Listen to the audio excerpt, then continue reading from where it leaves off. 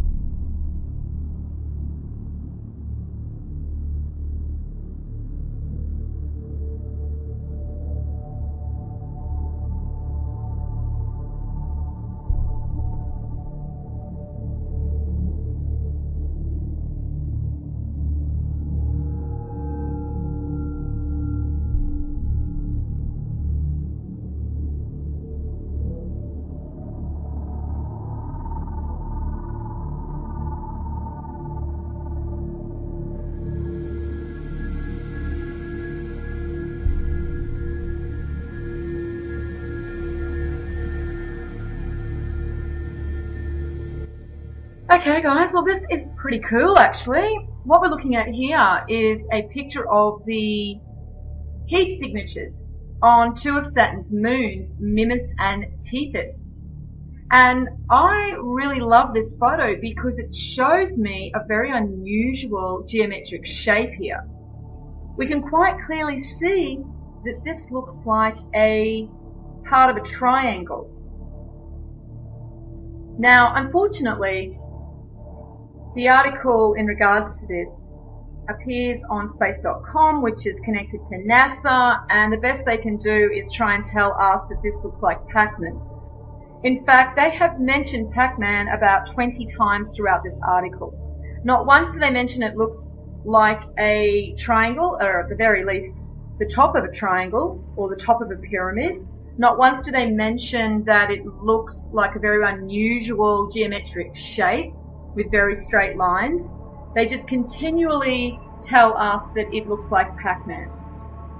So to me, this really does show me they have nothing but contempt and treat us like idiots.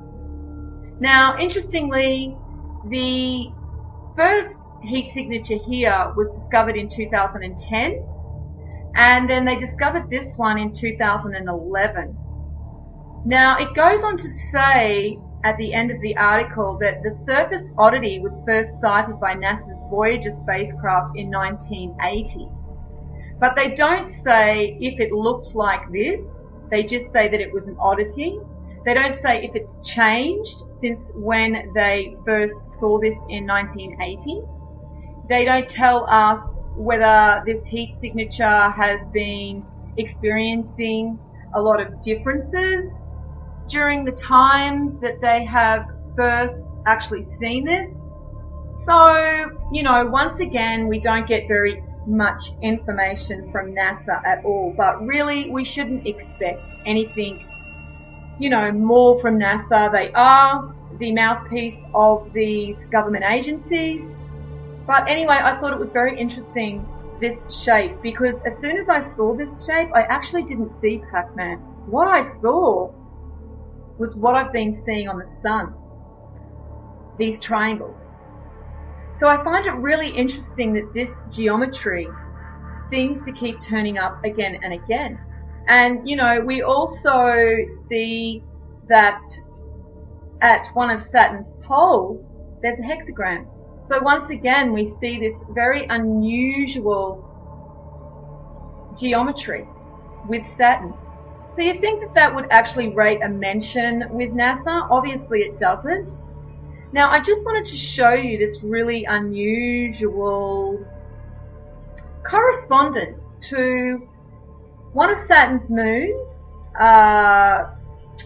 this one here, Mimas, and George Lucas's Death Star.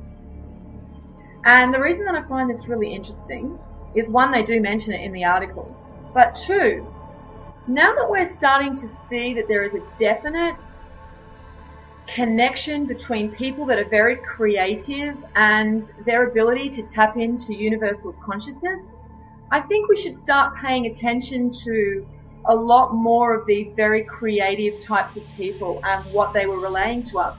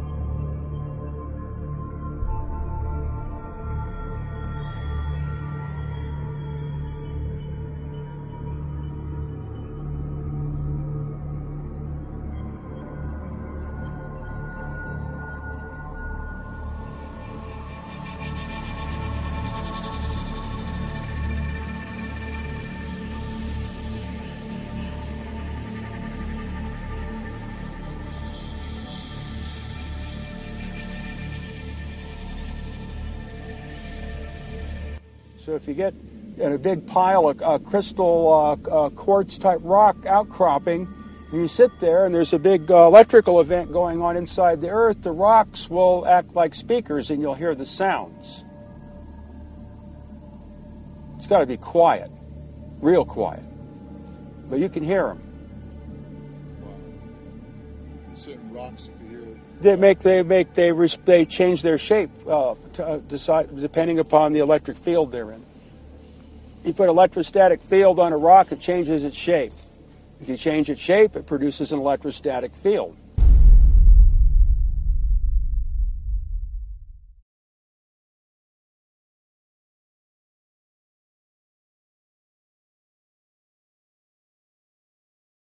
Okay, so you're standing there, and what have you noticed? That the wire is being pulled by something in the stone.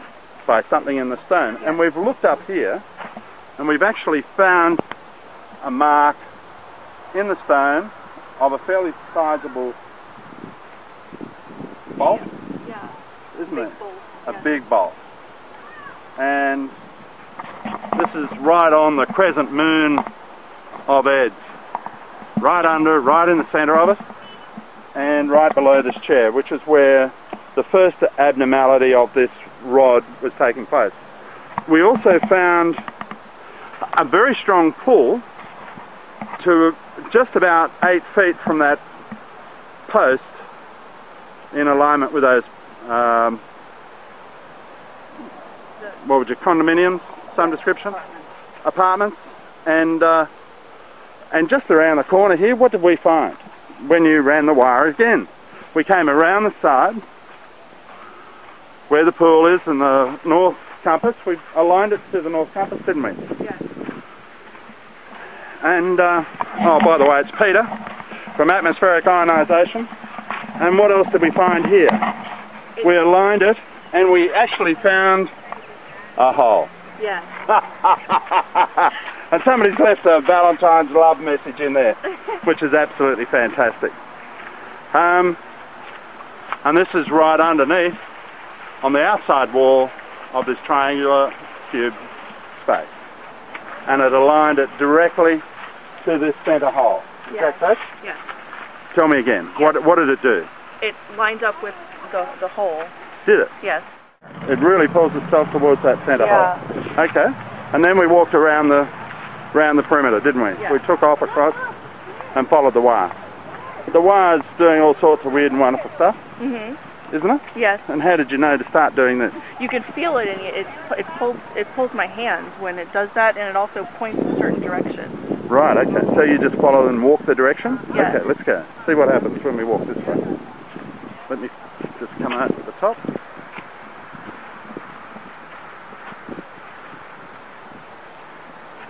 And it's turning again. Yes. Oh, really? Oh, isn't that interesting?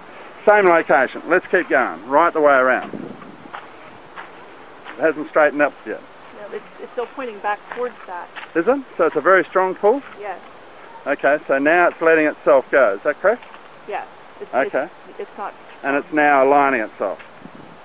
Good? Yes. Yep. And turned away or turned around again. Hold it way out in front of you again, but it's pointing towards water. Okay. So we know that. Keep walking. Right the way around. Just want to see what happens when we go right the way around the other side. Just relax your arm down a little bit. Just bend your elbow back towards you. Yeah. And just let it sit out there. Okay, I'm just going to walk in front of you. I just want to come, follow me. This is the quarry.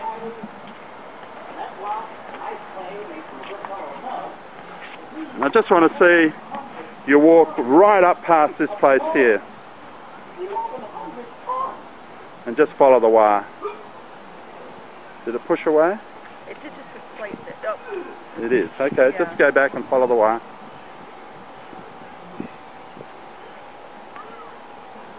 Pulling you there. Walk this way. And now there. Yeah. Stop, look down. Oh. I wonder what that is. Wow. Looks like an earth pin that Ed put there. This was his original, or possibly one of the original posts that he used to ground and make a mark for. Oh, wow. Oh, by the way, if we look up, we get an alignment with the north. See that? The North Polar Star, right back over this way. Yes. Okay, so he lined that up with that as well.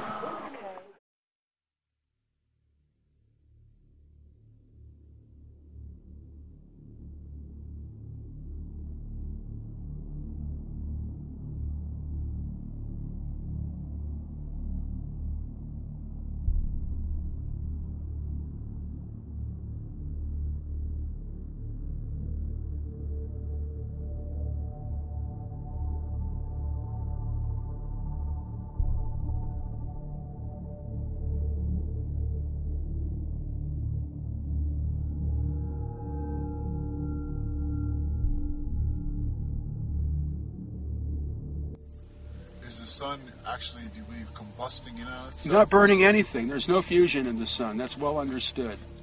Prove it. Yeah, well, there's just not the way to prove that there is any. It's only in the flares that you get fusion. That's why all the X-rays.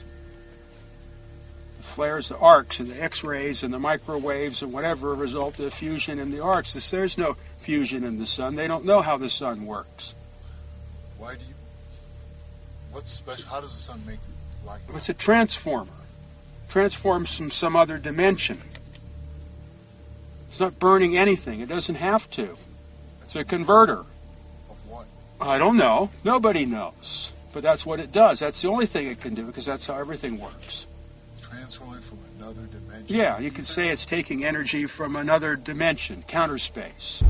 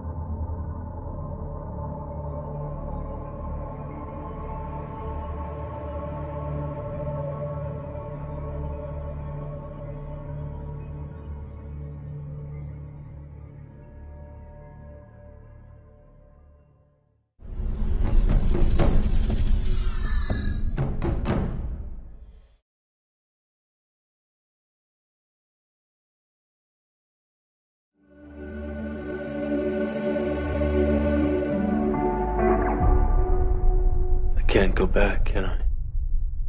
No. But if you could, would you really want to?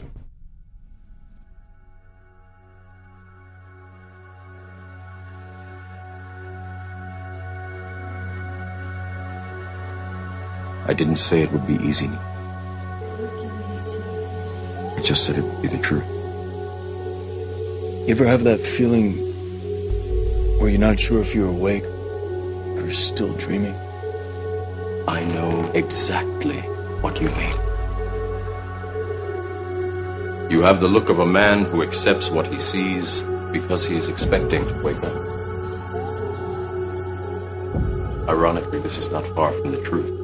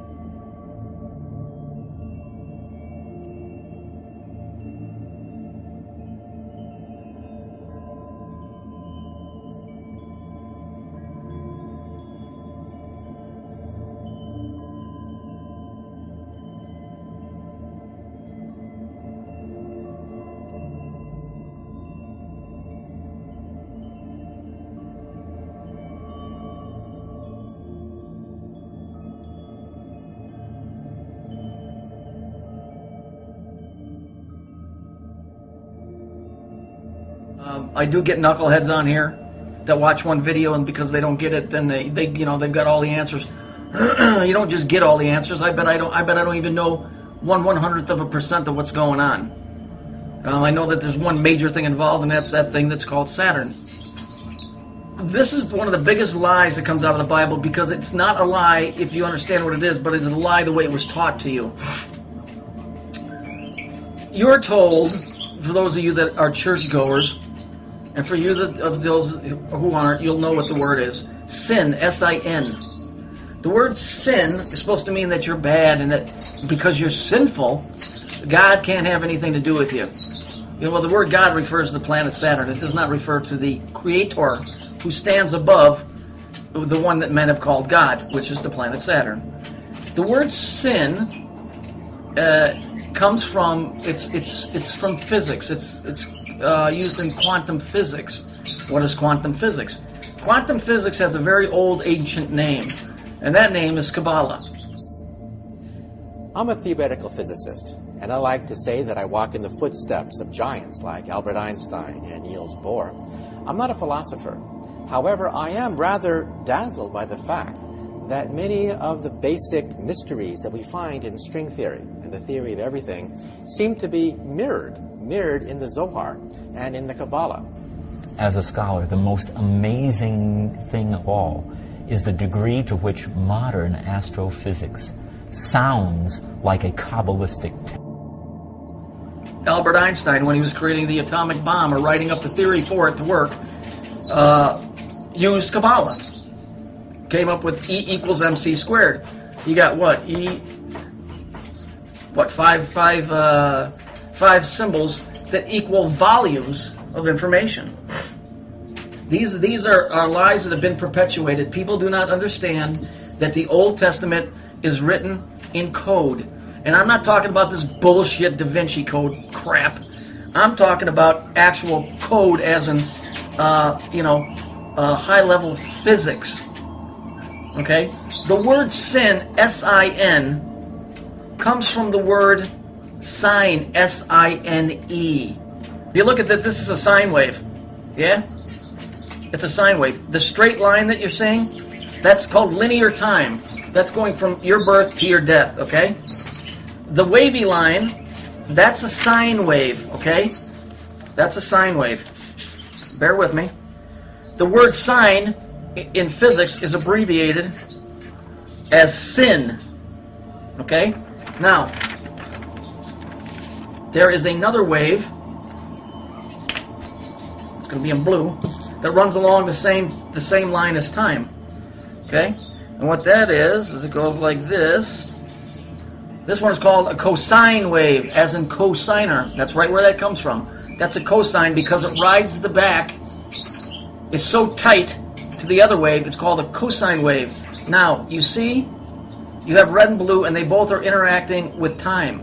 So, one is time, one is space. Okay? Those two together create time and space.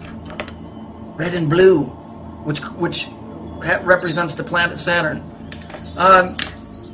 The time and space. So why is sin evil? Because sin is the abbreviation for sign, which represents time. And incidentally, the serpent in the garden is right here. Okay? That's the serpent. Okay? The serpent is time. Now I'm going to show you something else. Bear with me for a second. This is where your caduceus comes from. That's time and space running along a linear, that's the cosine of the sine wave, running along the vertical line, which is sine or sin. Here we have the wings. That's what your symbol is that you see, the caduceus. The single one is just a snake, which is it looks like an S. That's the serpent. Okay, so why do they say that we're sinful? They say that we're sinful, or that you're born of natural sin, because you're born into sign. You're born into sign. You're born into time. And when you're born into time, when you're born into sign, you're born into sin. Now, why does sin keeps you away from the Creator? Why? Because here, that's ruled by time, the circle, and space, the square. The Creator is timeless. There is no time where He exists. It's a loop. You go around and around and around. You have to arise above that and get to where there is no time. So when they say, oh, man's born of natural sin, you are born into the third dimension. And as the Bible says, the wages of sin is death. When you're born into the third dimension, you live in the third dimension, and as we all know, time, given enough of it, destroys everything. Okay? That's why in Revelations, the beast is Saturn, because it regulates time. Given enough of it, it will kill you, your friends, your pets, destroy, rust, break down everything in the third dimensional level. And death is always associated with sadness and wailing and gnashing of teeth. Because, see, they took a story of physics and they twisted and they came up with a bullshit story that some broad, you know, running around in her birthday suit, you know, giggling and ate an apple she wasn't supposed to. The tree of life that they're referring to in Genesis is the Kabbalistic tree of life.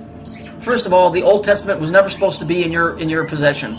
The Jews did not want that out because those stories are coded stories that are written in high physics.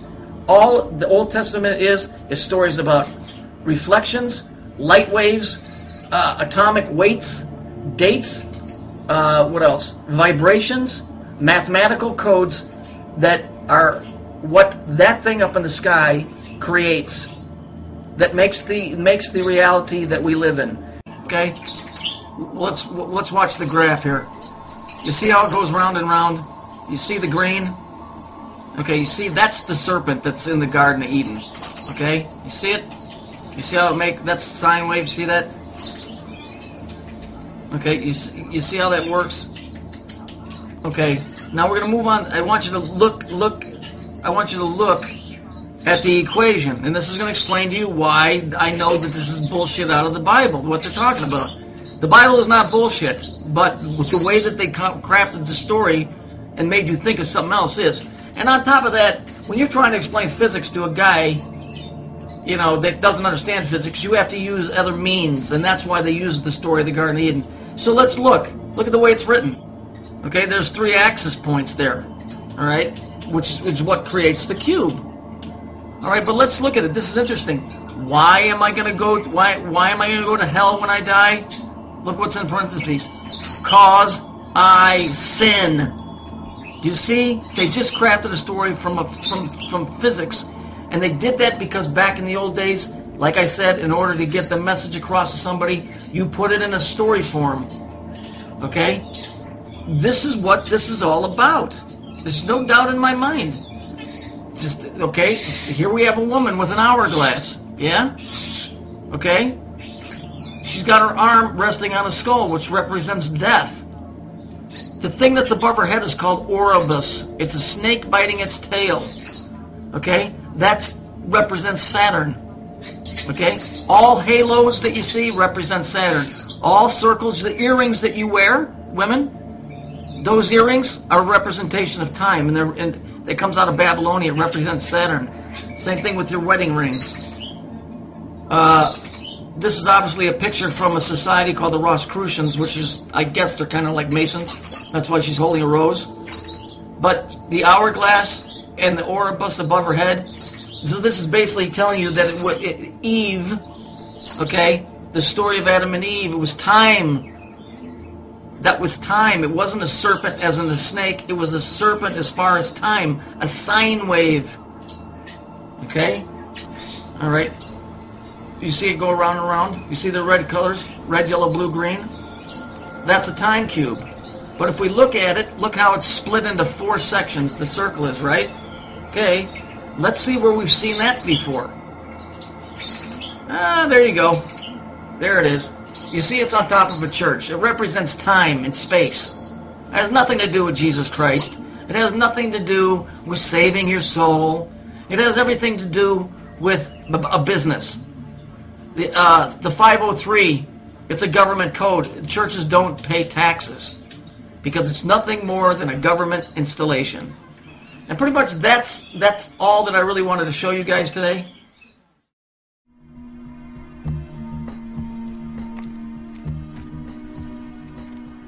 I guess there's a plan for all of us.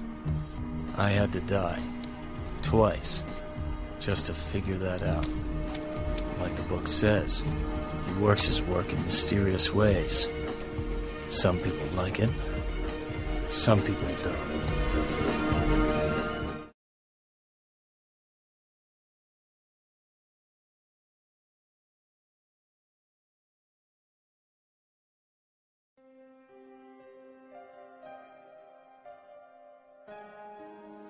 Why do the people think they know things and talk about how others don't know anything? Why is it so easy to get people to call other people sheep? Is that not just the new underground pop thing to say? You have homophobia, this could be sheepophobia. Everybody calls everybody else a sheep. They talk about how they're awake. People believe that if they watch a 6-hour video by David Icke, or watch Endgame by Alex Jones, or study the Illuminati online, they believe that after doing so, that has anything, in any way, to do with being awake. They believe it. I'm not kidding. They can't get enough. Addicted to posting their opinion in a forum. Chasing that white rabbit everywhere it goes. And they call themselves awake because the system wants you to call yourself awake. It loves that.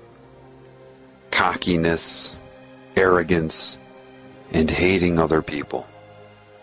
And as you're sucked into this, it is consuming you and you don't know it.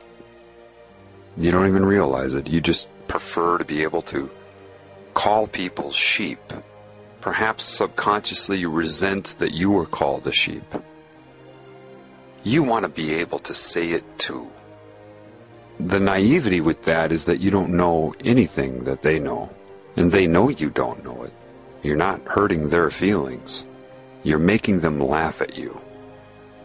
Because you're eating up mostly propaganda that they have distributed. Calling yourself awake and pointing your finger at them, and you are hardly enabled to deal with them or even your own self.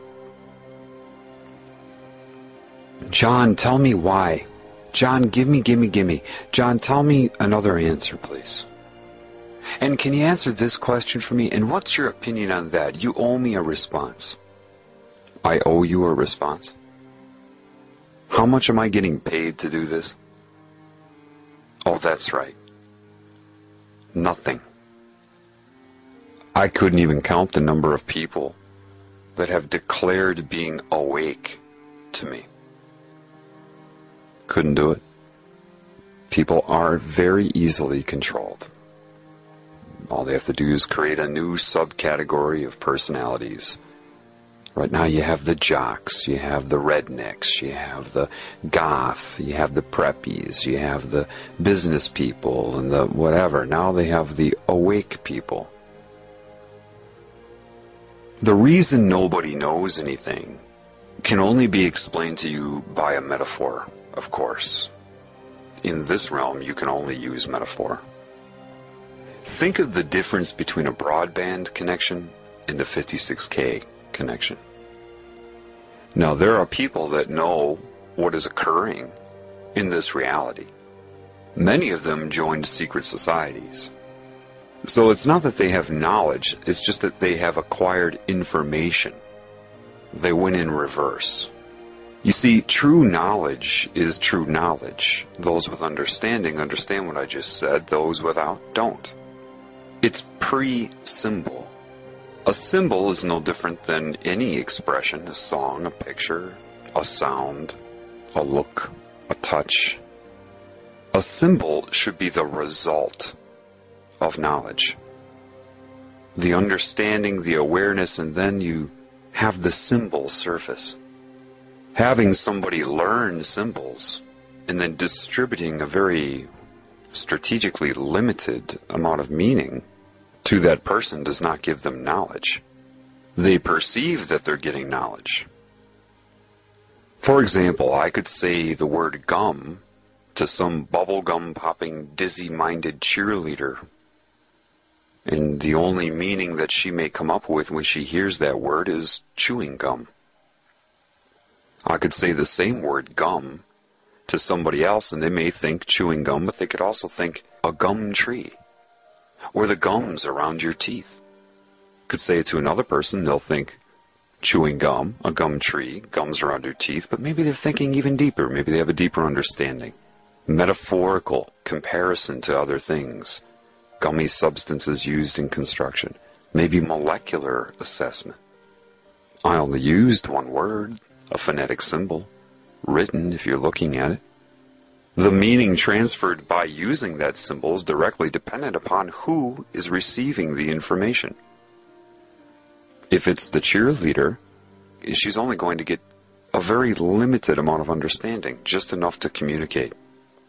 The line by Gene Hackman in the first Superman, some people can extract the secrets of the universe just by looking at the ingredients on a chewing gum wrapper, is absolutely correct. What that means is you can get a lot of information just by being aware. The creases in the paper, the spacing between the letters themselves, the space around the letters, all the nuances. Now, unfortunately, I have to say that this is a metaphor, okay? A metaphor. That does not mean that you should go and try to learn as many meanings as you can for each word that you know. That would have nothing to do with anything. That was just a metaphor that I used. If you think of a symbol, and you look at maybe the shape of the number 6, you can be told what that means. But perhaps if you're bathing in knowledge and awareness in life, suddenly you have an understanding, and then a symbol like 6 comes up. Maybe you think of getting caught in a tumor and you come in but you can't get out, and you're caught in a vortex, a circular, cyclic existence. Getting in, not getting out. Something like that, you know. What they do to you early is they show you all the symbols and tell you what they mean. And they don't tell you completely what they mean, of course. They tell you what they want you to think they mean. Why? Because what is the true purpose of being? If you're not extracting meaning from your path, from your experience, deriving meaning from it, in creating expression, the expression would always be the symbolic. A picture, a touch, a kiss, anything, an image, right? If you're only copying what they've told you things mean, and replicating what they've told you to use them for, and how to use them, how to speak, how to think, what means what you're supposed to do, what the meaning of your life is. If you allow yourself to be told what the meaning of your life is by something in your objective reality, somebody else, what is your purpose other than to be a slave? Forget about laws and politics, that's all bull. That's only a result. If you're not creating, and the only way you're going to create is by extracting meaning from within. If you can't do that, what is the point of you being around other than to be a slave? Acquiring detail. This means this. I learned what this symbol means. This pagan symbol means this. What do you mean you learned? Did you look it up? Were you told, or did you read what it means? Or did you sit there by a lake and think about life as a whole and what's happening, and the symbol came up and you're like, oh my gosh. See, the oh my gosh is when you extract meaning. It doesn't have to be a traumatic thing like, oh my gosh. It can be, oh my God. That is the sign of a creative. Somebody that's always in their mind like, I get it, oh my gosh. And you want to tell the whole world. Because you've just created, you've extracted meaning from within. Those that, even if they have opened up, all right, and they were seeking information, because information is not knowledge. So enlightenment would be in the category of information. Why? Because as it's sold, as it ends up being, all you're doing is changing your perception of reality, just seeing other templates of symbolic expression.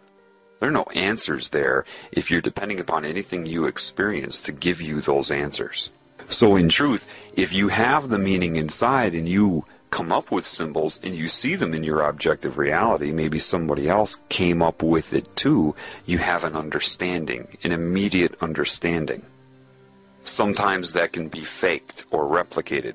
Somebody's been indoctrinated into a system where they had to learn specific meanings to symbols, and so one who is in the know, one who has knowledge may run into somebody like that and the person may have learned enough so that you have an understanding.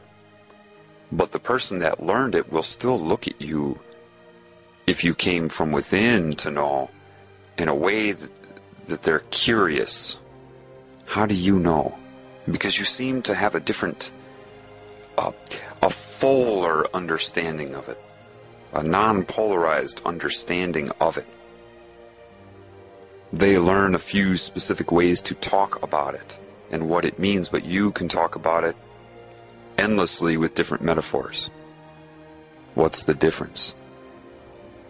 Well, what's the difference between reading a book and memorizing somebody else's conclusions and extracting meaning and coming to your own? It's like the difference between a muffin top and a muffin.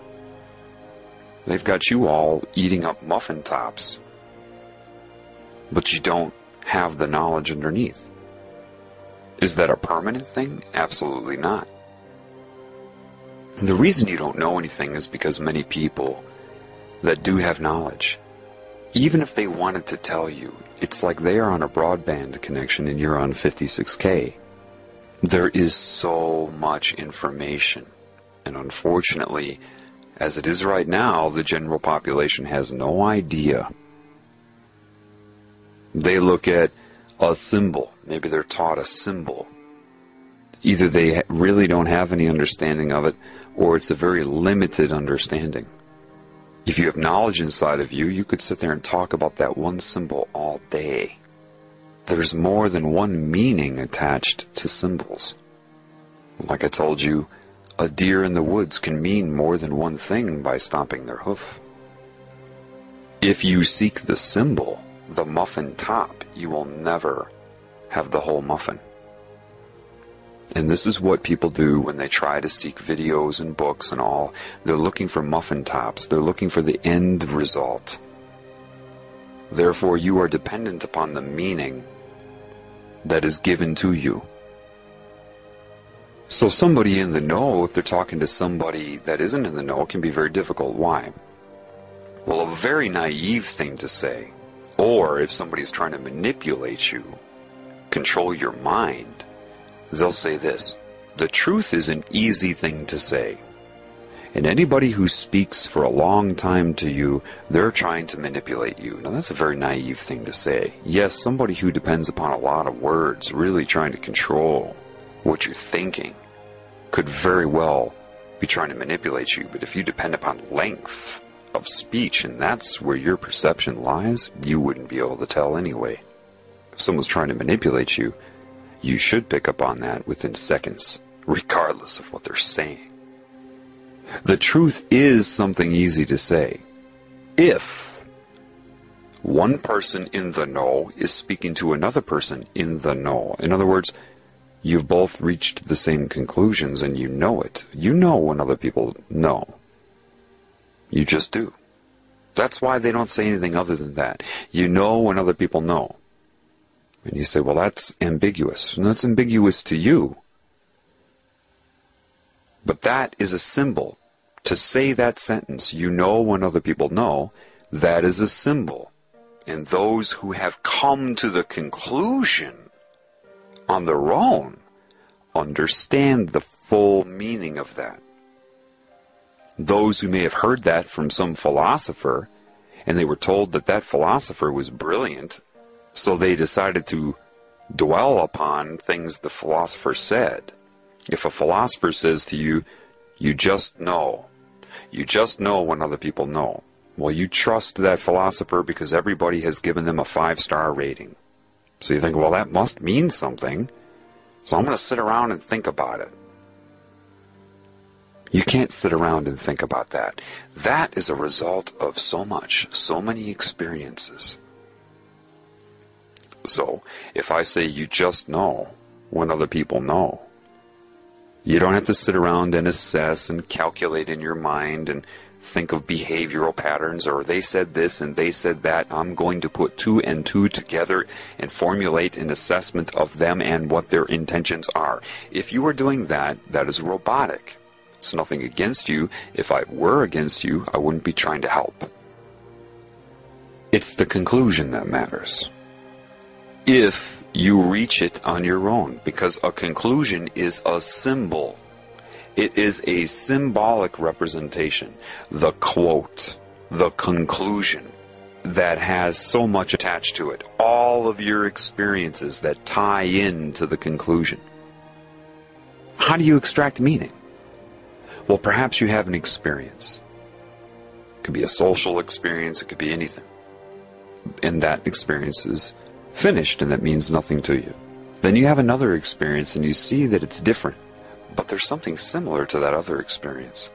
You're kind of like, And then you have a third experience in your life, and it's really similar now, all three of them. Then you have a fourth experience that solidifies the similarity and prompts a question. It is the fourth experience that prompted you to ask the question, but it required the other three preceding it. The fourth experience, if it were isolated in and of itself, would never have prompted it. You needed all four experiences. So now you have the question. And maybe you have a whole other series of experiences that are happening so that you can extract meaning to address the question. And maybe after all of that, you come to a conclusion. And now that conclusion propels you in your advancement of understanding and extracting meaning in your life, and you start a whole other series of experiences.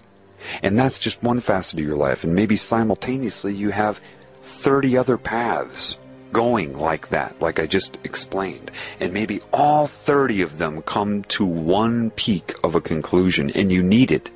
All 30 paths that had many, many experiences within each path, leading up to minute conclusions that come together that lead you to a new understanding.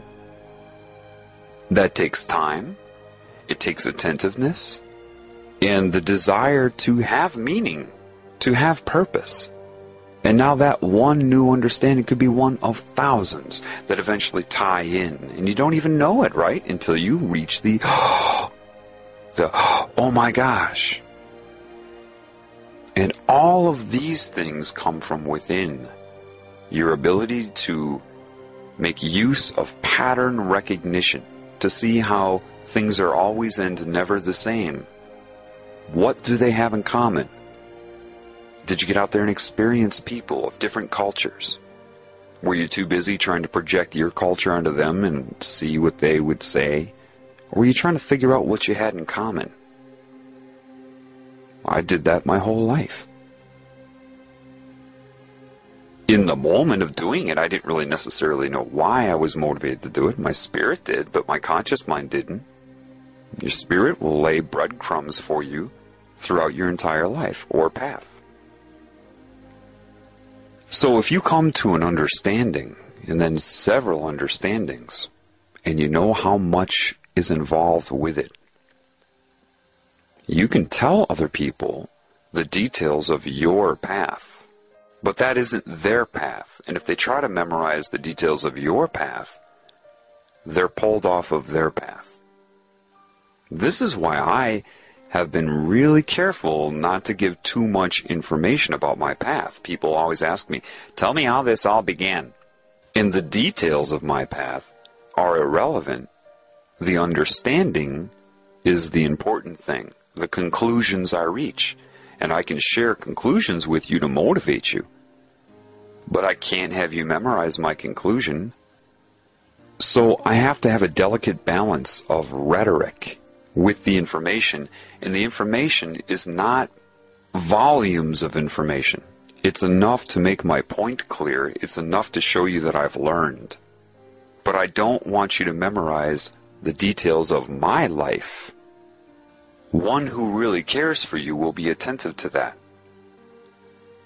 And the idea of indoctrinating somebody with an oath is absolute evil. Why? Because they're declaring they do not want you to be a creative being and extract your own meaning. You will go through steps in which they will spoon-feed you meaning. And because it's more meaning than you had before, more knowledge, you're really impressed by it. You think you're actually getting something. You think that you're being empowered.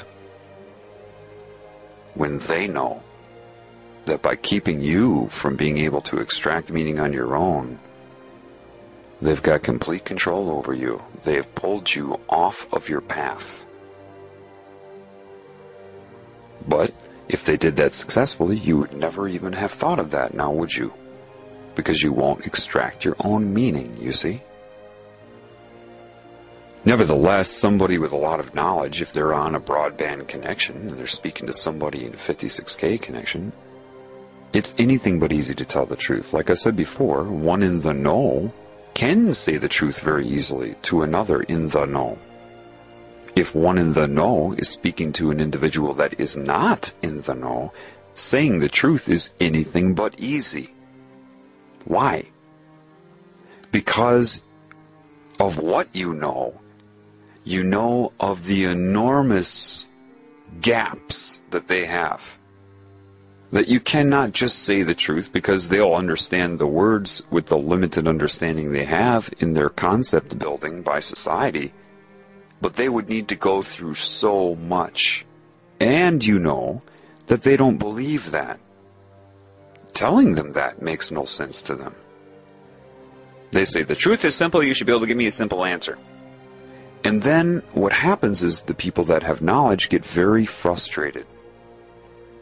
The very moment you interrupt them or cut off what they're saying to you when they have to extend great patience to try to tell you the truth, and you cut them off and want to give them your opinion, or you tell them that you agree with them or disagree. To somebody in the know, when they're speaking to somebody that is not in the know, when the person that is not in the know says that they agree or disagree, both of those things are offensive. Because they know you should just have your mouth shut and take in what they're saying, and a lot of what they're saying will be rhetoric.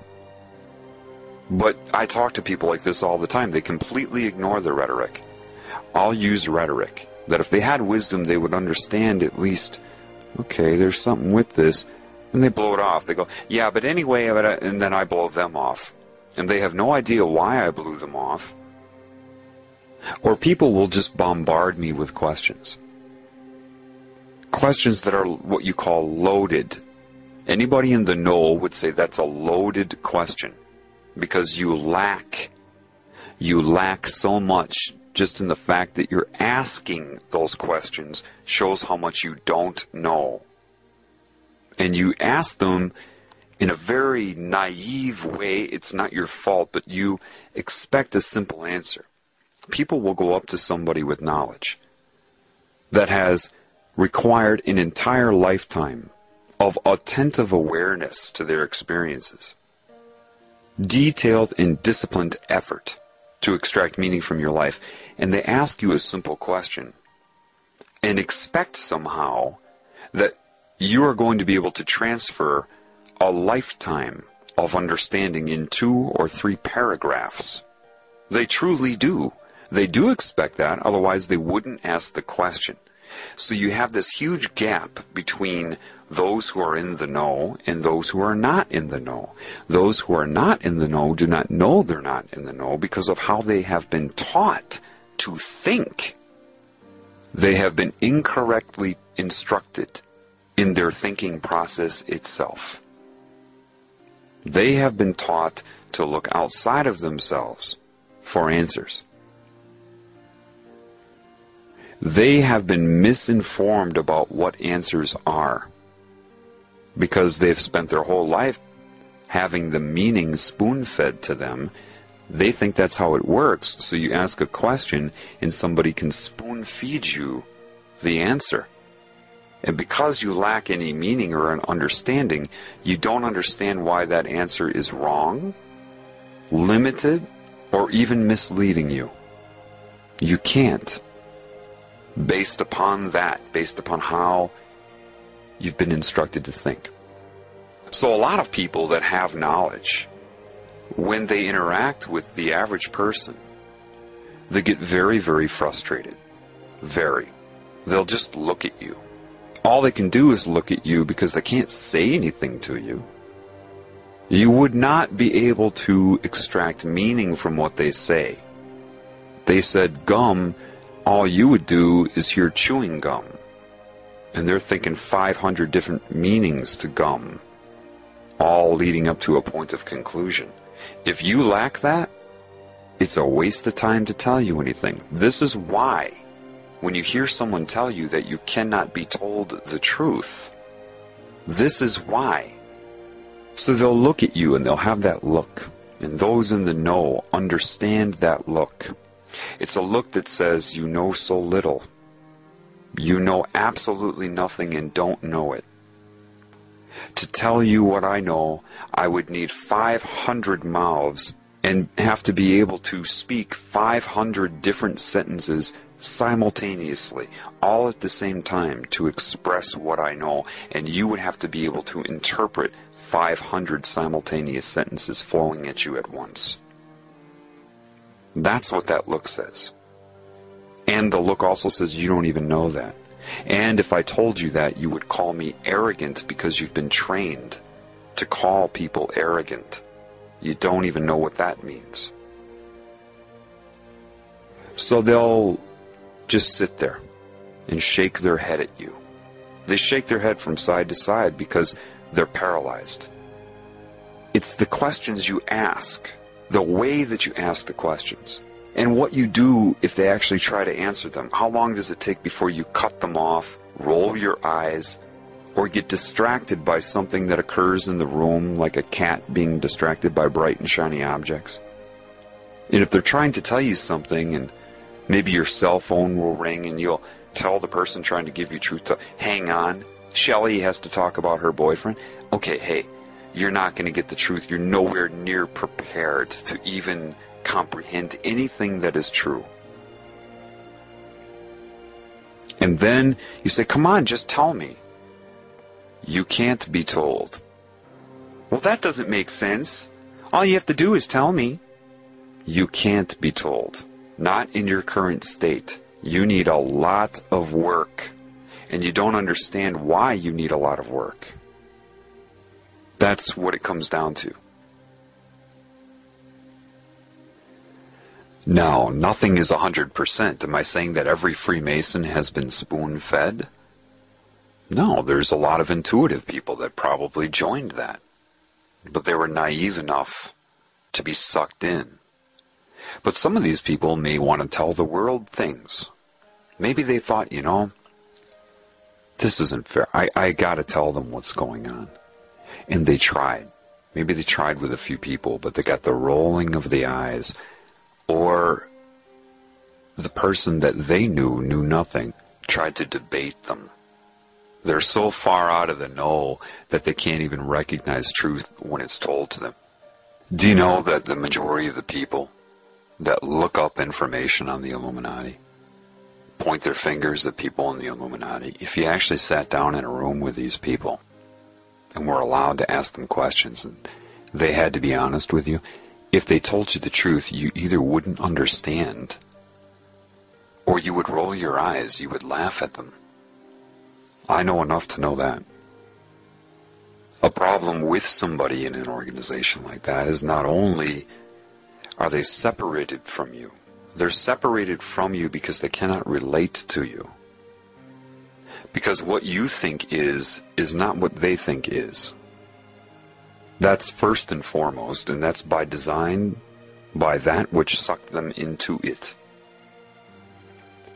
They're also controlled by an oath with fear. And it's not just fear of death. They'll use threats of the unknown because these people are shown different templates of reality.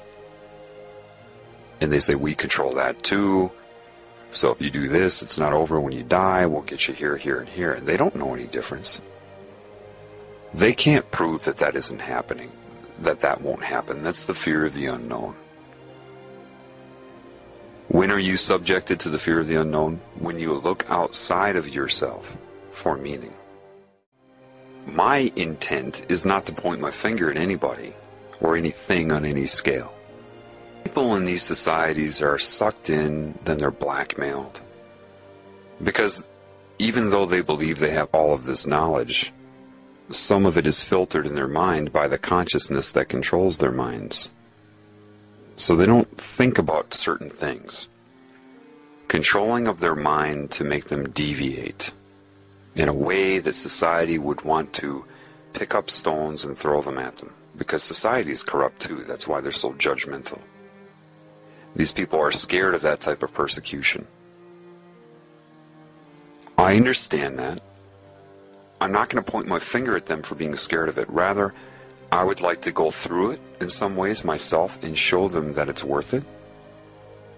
And show them their own value. I want to show everybody value. I'm not polarized here.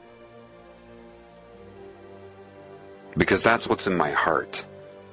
If I feel like a healer, how could I look at somebody with a disease and just focus on their behavior and be too stupid to recognize that their behavior is a result of a condition? Now, if I have true wisdom, wouldn't I address the condition? I would only focus on somebody's conduct throughout their life if I had a very small mind and had no capabilities, no abilities, no talent, no gift to give, no ability to create. My desire is to heal both myself and everything I see, and not carry the whole world on my shoulders when I do it, but rather be moment to moment. Since everybody else is ignoring the problem, the majority, and I say, wait a minute, you know, that person doesn't have to be that way. They don't have to be corrupt, and I know it because I've watched my own corruption get healed. So if it can happen for me, I know it can happen for somebody else. I would be what you call a fool. You know, the one that comes in with the hat and the bells? I would be a fool to blind myself to the whole picture and not take everything into account. That includes my own behavior, my own path. Because that's where I'm going to get any knowledge from anyway.